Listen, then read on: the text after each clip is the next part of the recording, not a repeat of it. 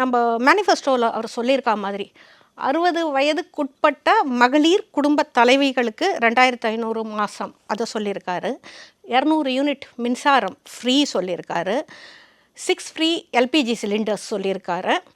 அப்புறம் 4000 ரூபாய் unemployment assistance அதை சொல்லியிருக்காரு. இளைஞர்களுக்கு அன்எம்ப்ளாய்மெண்ட் இளைஞர்களுக்கு சொல்லியிருக்காரு. 5 lakh பெய்டு இன்டர்ன்ஷிப் இளைஞர்களுக்கு அவங்களோட ஸ்கில்ஸை பண்ணிக்கிறதுக்காக டெவலப் பண்ணிக்கிறதுக்காக மேம்படுத்திக்கிறதுக்காக 5 lakh பெய்டு இன்டர்ன்ஷிப் சொல்லியிருக்காரு. 5 lakh கவர்மெண்ட் ஜாப்ஸ் கிரியேட் பண்ணுவேன்னு சொல்லியிருக்காரு. அப்புறம் 3000 pension for elderly women and விடோஸுக்கெல்லாம் சொல்லியிருக்காரு. மகளிர் சுய உதவிக்குழுக்களுக்கும் 5 லட்சம் வரையும் வட்டியில்லா கடன் சொல்லியிருக்காரு. ஃபார்ம் செக்டார் சப்போர்ட் சொல்லியிருக்காரு. அப்புறம் 15,000 கோடி ரூபாய் சப்போர்ட் ஃபார் எம்எஸ்எம்இ சொல்லியிருக்காரு. ரெவென்யூ ரிசிப்ட் பண்ணியிருக்காரு. இப்படியெல்லாம் சொல்லி ஒரு வாக்குறுதிகள் கொடுத்துருக்கிறதுல இது 2 செக்டராக நம்ம பிரிச்சுப்போம்.